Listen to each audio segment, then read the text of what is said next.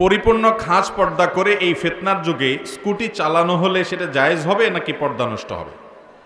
মেয়েরা যদি পরিপূর্ণ পর্দা করে স্কুটি চালাতে চান তাহলে সেক্ষেত্রে পরিপূর্ণ পর্দা করে যদি চালাইতে পারেন চালানো জায়েজ হবে।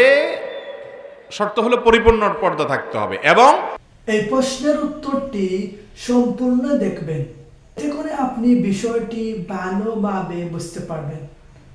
আর আপনার মতে এই প্রশ্নের উত্তরটি যাদের জানা উচিত, বোঝা উচিত, তাদেরকে অবশ্যই একটা শেয়ার দিবেন হবে এবং সফরের দূরত্ব হয়, এত বেশি দূরে যেতে পারবেন না, এক জায়গাতে আর যা কাছাকাছি গেলেন কোনো প্রয়োজনে, কিন্তু ওই যে পরিপূর্ণ পর্দা নিশ্চিত করতে হবে। এখন মুশকিল হলো মেয়েরা স্কুটি চালাবে আবার পরিপূর্ণ পর্দা নিশ্চিত হবে, এটা ডেফিনেশনটা কি?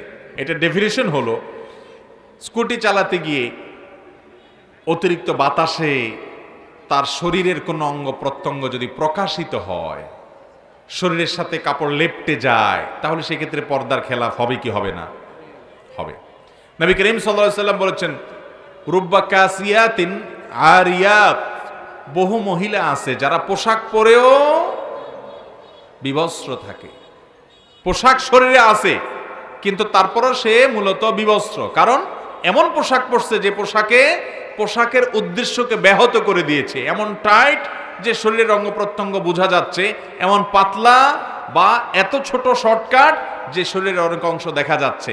তাইলে এই পোশাক পরা আর না পরার ভিতরে বেশ কম নাই।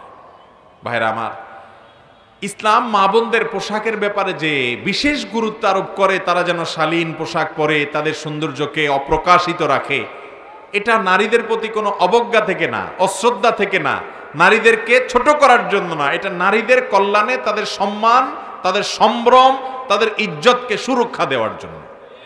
অতএব পর্দা এটা সুরক্ষা, এটা কোনো আল্লাহর পক্ষ থেকে আরোপিত কোনো বোঝা না, এটা নারীর কি সুরক্ষা।